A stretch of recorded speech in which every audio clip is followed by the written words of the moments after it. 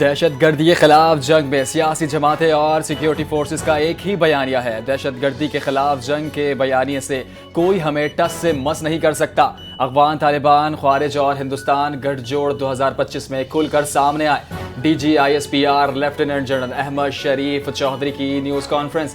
کہا، بھارتی T V پر بیٹھ کر ایک صاحب کہتے ہیں کہ اس بار افغانستان اور بھارت مل کر پاکستان پر حملہ کریں گے۔ افغانستان اور ہندوستان آ جائیں، ان کا شوق پورا کر دیکھ لیں۔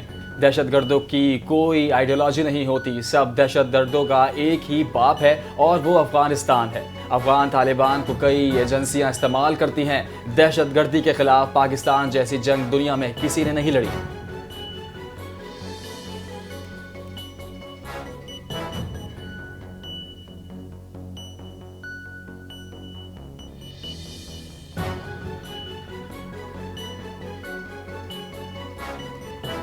ANP-JUI پیپلز پارٹی نون لیگ پر دہشت گردوں نے حملے کیے۔ فتنہ الخوارج نے کبھی PTI پر حملہ کیوں نہیں کیا؟ یہ کہتے ہیں کہ فوج واپس چلی جائے۔ ایک زمانے میں ANP کو بھی غیر مقبول کیا گیا۔ ANP اور دیگر سیاسی پارٹیاں دہشت گردی کے خلاف کھڑی ہوئیں۔ DGISPR نے اہم سوالات اٹھا دیے۔ کہا، خیبر پختونخوا کو دہشت گردوں کے حوالے نہیں کرنے دیں گے، ملٹری آپریشن نہیں کرنا، دہشت گردوں کے پیروں میں بیٹھ جائیں، فوجی آپریشن نہیں کرنا تو کیا دہشت گردوں کی بیعت کر لیں۔ قوم پر واضح ہو گیا، خیبر پختونخوا حکومت دہشت گردی کے خلاف جنگ میں کہاں کھڑی ہے۔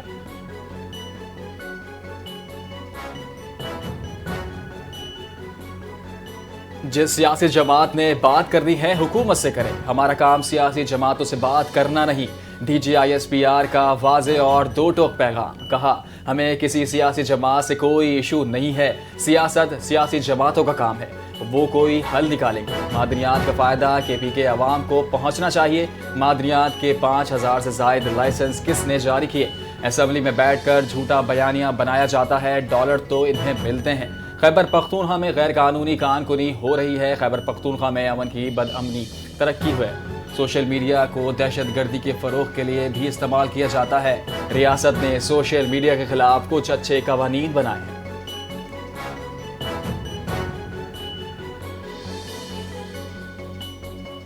افغانستان خطے میں دہشت گردی کا مرکز بن چکا ہے۔ 75,000 سے زائد انٹیلیجنس بیسڈ آپریشنز، 2,597 دہشت گردوں کو ہلاک کیا گیا۔ دہشت گردی کے خلاف کارروائیاں پوری قوت سے جاری رہیں گی۔ DGISPR lieutenant general Ahmed Sharif Chaudhry کا اہم نیوز کانفرنس سے خطاب۔ کہا، دہشت گردی کے خلاف جنگ پوری قوم کی جنگ ہے۔ دہشت گرد خوارج اور فتنہ الہندوستان ہیں، ان کا اسلام سے کوئی تعلق نہیں۔ دہشت گردی کے خلاف ریاست اور عوام میں مکمل ہم آہنگی ہماری سب سے بڑی طاقت ہے۔ پاکستان کو امن کا گہوارہ بنائیں گے۔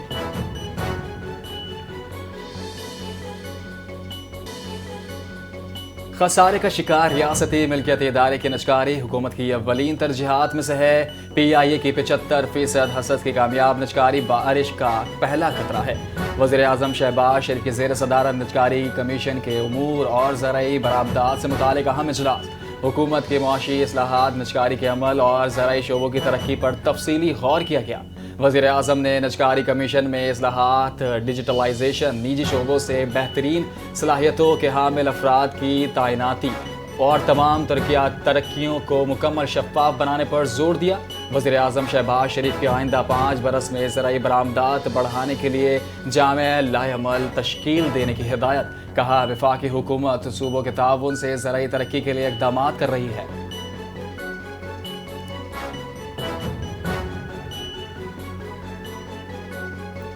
نائب وزیر اعظم اسحاق ڈار سے ایرانی سفیر امیری مقدم کی ملاقات۔ ایرانی وزیر خارجہ عباس عراقچی کا نئے سال کی مبارکباد کا پیغام۔ ایرانی وزیر خارجہ کا خط ایرانی سفیر کے ذریعے اسحاق ڈار کو موصول۔ اسحاق ڈار نے ایرانی قیادت کے لیے نیک تمناؤں اور مبارکباد کا جواب دیا۔ پاک ایران دو طرفہ تعاون کے مختلف ادارہ جاتی فورمز پر پیش رفت پر تبادلہ خیال کیا گیا۔ پاکستان کا ایران کے ساتھ تعاون مزید مضبوط بنانے کے عزم کا اعادہ۔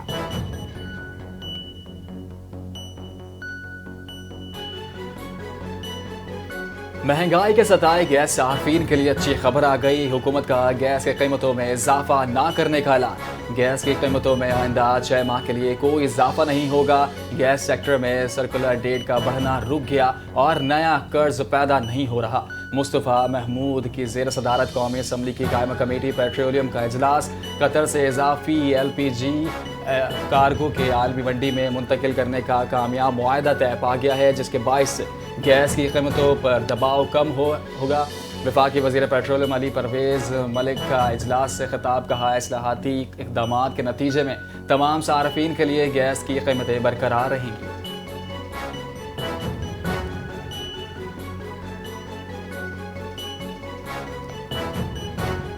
پاکستان سٹاک ایکسچینج میں کاروبار کا اختتام، کاروباری ہفتے کے دوسرے روز بھی زبردست تیزی، پاکستان سٹاک مارکیٹ میں بلندیوں کی نئی تاریخ رقم ہو گئی، پہلی بار 100 انڈیکس 1,85,000 کی نفسیاتی حد عبور کر گیا۔ کاروبار کے اختتام پر 100 انڈیکس میں 2653 پوائنٹس کا اضافہ، 100 انڈیکس 1,85,062 پوائنٹس کی تاریخی بلند ترین سطح پر پہنچ گیا۔ اتار چڑھاؤ کے باوجود مارکیٹ میں بیک وقت 3 نفسیاتی حدیں عبور ہوئیں۔ ماہرین کا کہنا ہے کہ سرمایہ کاروں کی بڑھتی دلچسپی اور مضبوط خریداری نے تیزی کو بڑھاوا دیا ہے۔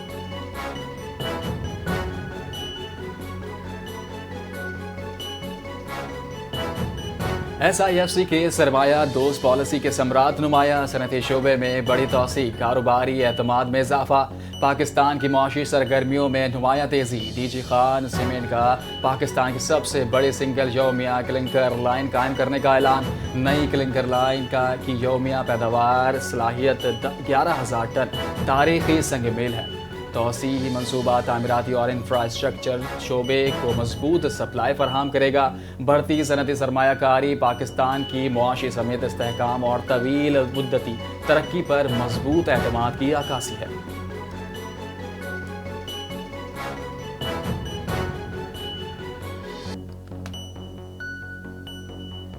بلوچستان میں یکساں قانون کے نفاذ سے دیرینہ ابہام ختم، وزیر اعلیٰ بلوچستان سرفراز بگٹی کا ہم اعلان، فیصلے کے تحت لیویز فورس کو بلوچستان پولیس میں قانونی طور پر ضم کر دیا گیا، A اور B ایریا کیٹیگری کو تقسیم ختم۔ وزیر اعلیٰ بلوچستان کے مطابق اس اقدام سے ریاستی ذمہ داری واضح ہوگی اور عوام کے تحفظ کا دائرہ مضبوط سے مضبوط تر ہو جائے گا۔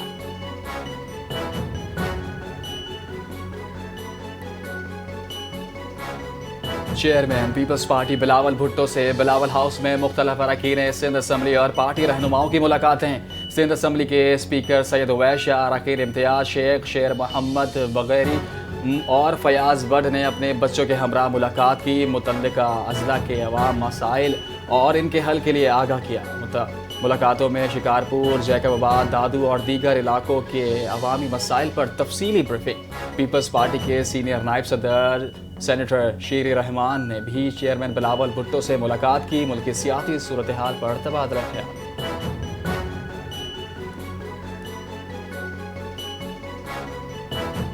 کراچی شپ یارڈ میں نئے 1100 TEU کنٹینر جہاز کی اسٹیل کٹنگ تقریب، وفاقی وزیر بحری امور جنید انوار چودھری کا خطاب، کہا یہ منصوبہ قومی بحری شعبے کے لیے اہم سنگ میل ہے، نئے جہاز سے غیر ملکی شپنگ پر انحصار ختم کم ہوگا اور PNSC کے بیڑے میں اضافہ ہوگا، جہاز مکمل طور پر ملکی وسائل سے تیار کیا جائے گا جس سے قیمتی زر مبادلہ کی بچت ممکن ہو سکے گی۔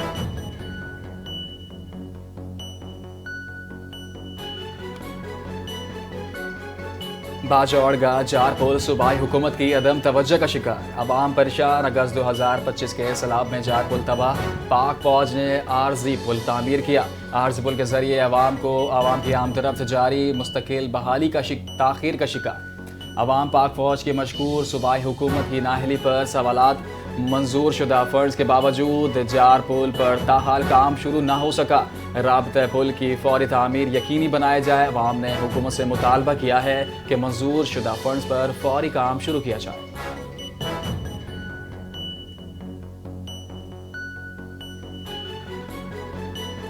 ملک بھر میں ANF کا منشیات اسمگلنگ کے خلاف بڑا کریک ڈاؤن، مختلف شہروں میں منشیات اسمگلنگ کے خلاف بڑے پیمانے پر کارروائی، 2 افراد گرفتار، 15 کروڑ 12 لاکھ روپے مالیت سے زائد منشیات برآمد، مقدمات انسداد منشیات ایکٹ 1997 کے تحت درج کر کے تحقیقات شروع۔ ANF نے بتایا ہے کہ ملک بھر میں منشیات اسمگلنگ کرنے والے عناصر کے خلاف یہ کارروائیاں جاری رہیں گی۔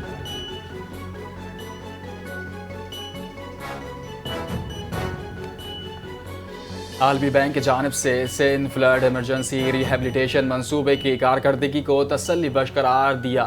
سندھ حکومت کی مؤثر منصوبہ بندی اور شفاف عمل درآمد کا واضح ثبوت ہے۔ صوبائی وزیر اطلاعات اور ٹرانسپورٹ شرجیل انعام میمن نے کہا، منصوبے کے تحت صوبے بھر میں اہم انفراسٹرکچر کی بحالی عمل میں لائی گئی، جس سے 7.2 ملین سے زائد افراد مستفید ہوئے۔ سندھ حکومت نے سیلاب سے متاثرہ عوام کی بحالی کے لیے اولین ترجیحات دی ہیں۔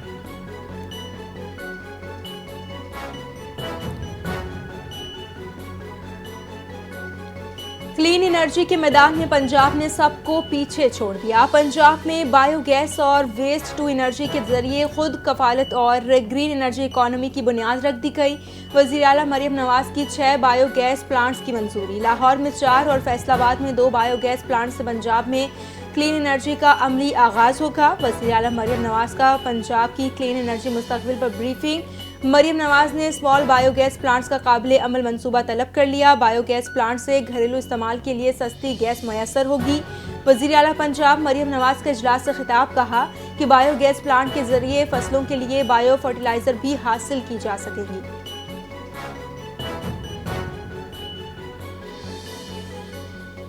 وزیر بلدیات سندھ ناصر حسین شاہ کی زیر صدارہ سندھ سالڈ ویسٹ مینجمنٹ کا اہم اجلاس منعقد۔ شاہراہوں پر کچرا جلانے والوں کے خلاف سخت کارروائی کرنے کا فیصلہ۔ FIR درج ہوگی، ناقص کارکردگی دکھانے والوں کو فوری معطل اور عوامی شکایات کا فوری نوٹس دینے کی بھی ہدایت۔ وزیر بلدیات سندھ کا کہنا تھا کہ سالڈ ویسٹ محکمہ تمام UCs اور ٹاؤنز کے ساتھ رابطہ مضبوط بنائے۔ یونین کونسل اور ٹاؤن کے درمیان کوارڈینیشن مزید بہتر کی جائے۔